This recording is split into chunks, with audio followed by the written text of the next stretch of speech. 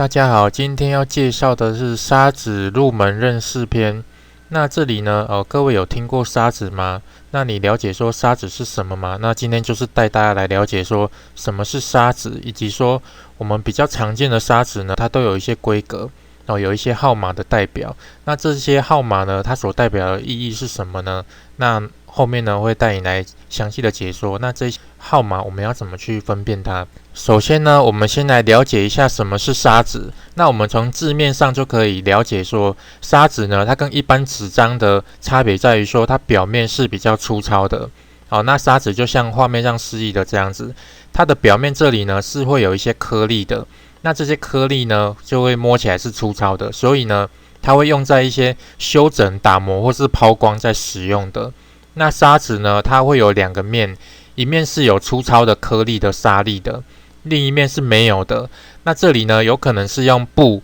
或者是用防水的纸张呢所做出来的，好像是水砂纸或是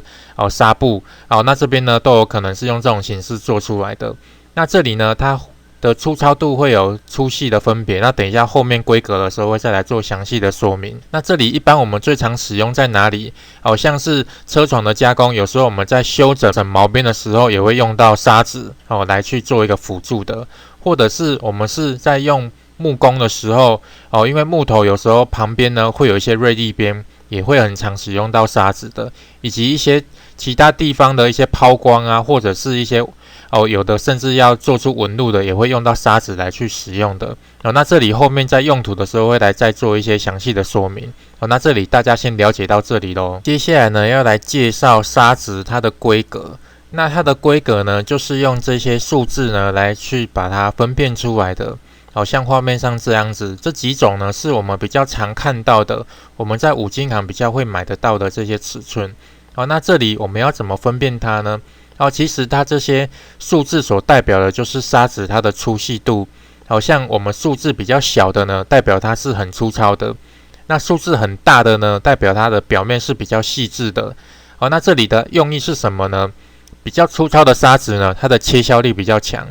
所以我们在用比较粗磨的时候呢，会用比较号数比较小的砂纸去做。那比较大的这些号数呢，它的切削力比较小，它所打磨出来或是磨出来的那个表面呢会比较光滑，所以就是用这样的形式呢去分辨它。那这里有人可能会不记得说，那我们到底是砂纸比较小还是比较大是粗的呢？这边呢要怎么去分辨它？那我们有一个比较简单的方式呢，可以去让它去记忆它。那各位就不用特别去每次都要回想到底哪一个呢才是粗，哪一个才是细。我们就想象一下，我们一张砂纸里面，假设它是100，那100的话呢，它就是一张纸里面有100个颗粒。那100个颗粒要填满这个砂纸的时候呢，它个别的距离都比较宽，所以它就是比较粗糙的。假设是1000的话，表示说它这张纸有1000个颗粒要把它填满。那填满的时候，它的距离就会比较细。比较细的话，它就是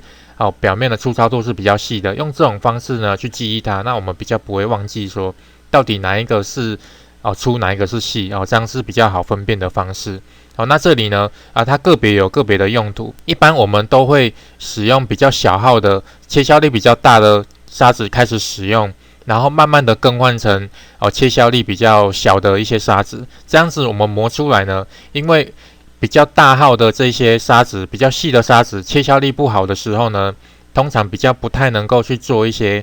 研磨的动作，因为研磨的话它是非常细的，它是比较适合用来打磨的。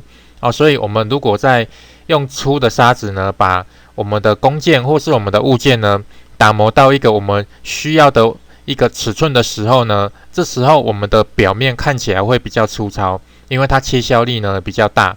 所以表面一定会很粗糙。这时候呢，我们就可以更换号数比较大的，它的切削力比较小，它比较不会去影响我们的外观以及尺寸。所以用这种砂纸呢来去做它表面的一些抛光以及打磨，我们的表面看起来会比较漂亮，以及粗糙度呢会比较好一点。就是用这种形式呢才会衍生出这么多规格出来。那这里让大家去了解一下咯。我爸说找男人要找鼻子大的，因为有钱。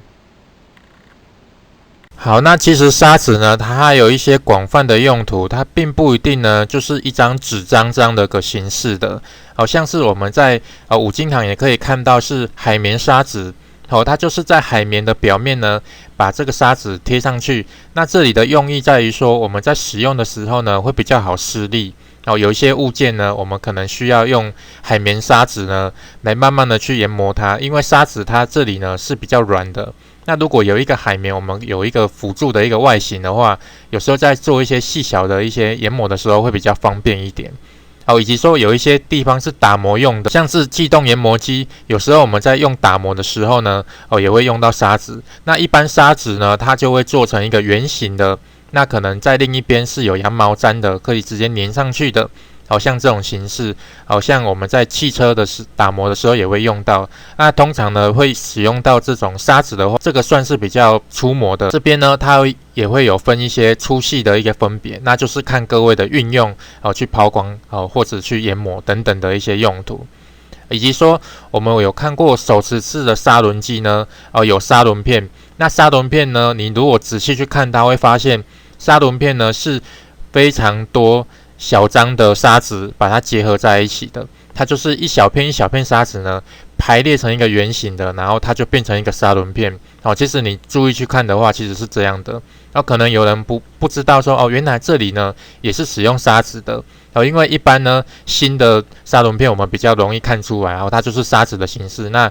一般如果是使用久的时候，它表面被磨平了，可能是看不出来的所以其实这个地方呢，它也是用砂纸的形式把它做出来的那还有一个地方呢是砂带机。那砂带机的话，它就会做成像皮带的形式，是一整圈的。那一整圈的话，它表面都是砂纸。那砂纸这里呢，我们如果用砂带机让它去滚动的时候呢，这里呢是蛮常会使用在像是木工用的，因为木头有时候我们会去做抛光的动作，那就会很常使用到砂带机，或者是有一些铁材要做抛光甚至有一些铁材呢是要做一些纹路，像是法丝纹，也会使用砂带机这种形式把它做出来的所以其实砂纸呢，它的用途非常广泛甚至有些砂带机它的砂带是非常大的可能不是你想象中是这种小型的这种用途都有。那这边让大家去了解一下咯。最后呢，来总结一下砂纸。那这里呢，砂纸它会有布的砂纸以及水砂纸。那我们比较常看到的呢，可能是布砂纸。那布砂纸比较常看到的应该是比较粗糙的这一些号数的会比较多是布的。那通常那种比较号数比较大的呢，可能都是水砂纸。我们在五金行比较常看到的是这样。那水砂纸呢，它有时候会运用在一些模型的打磨模型的打磨的话，都会希望表面是比较光滑的所以有一些打磨呢它会在物件的表面呢会涂上一些研磨剂。那研磨剂的话是水状的所以就衍生出这样的砂纸。我们在打磨的时候呢，砂纸才不会破掉所以才会有这个水砂纸的形式。那我们在使用砂纸的时候呢，还是要注意安全的。那像是砂纸的形式，它是纸张的话比较不会有这个危险的问题，因为我们都是用手去把它撕下来，然后用手动慢慢去研磨它，这样的话危险性比较低。那像是我们如果是在车床加工的时候呢，那车床的话，我们有时候也会用到砂纸，那这时候就要注意安全了，因为这时候用车床的话，就是让夹头去做旋转，那这是高速的旋转，我们是要用砂纸呢，然后靠近这个夹头，那这边呢危险性就是会要注意记得不要戴手套，这样会比较安全一点。那你如果不小心发现说做修整的时候砂纸被卷进去了，记得第一时间一定要把手放开这样子才不会发生危险。再来呢，我们在使用手持式的砂轮机上面的砂轮片的时候，这也要注意安全。我们要记得在切线的方向呢不要站人，也记得我们在切线的方向看一下有没有人在那里那不然你往下研磨的时候，那些铁屑或是火花都会往那个人喷，或是往你自己喷这样也是比较危险的因为它一启动呢，它是电动工具，启动的时候它是高速旋转。那在高速旋转的时候砂纸它看起来好像没有什么杀伤力，但是一旦做高速旋转的时候，特别是在研磨铁材的时候呢，都会喷出火花的，所以这边要记得注意一下自己的安全。以及说砂带机，虽然说砂带机呢它是转速跟砂轮机比起来的是比较慢一点哦，但是因为砂带机呢，它是持续的去做滚动的动作，这里呢它的扭力是非常大的，所以这边还是要注意安全。如果不小心碰到它，有可能还是会受伤的哦。那这几点呢，虽然砂纸看起来好像危险性没有那么高，但是用在一些电动工具或是你在使用车床等等的这类的时候，你还是要注意它的安全哦，这样子才能确保说我们使用这个工具呢，可以真正的去用在它运用的地方。然后不会危害到我们的安全，这边呢就要特别注意这一点的。那今天的分享呢就到这边为止了，我们就期待下一次的分享吧，拜拜。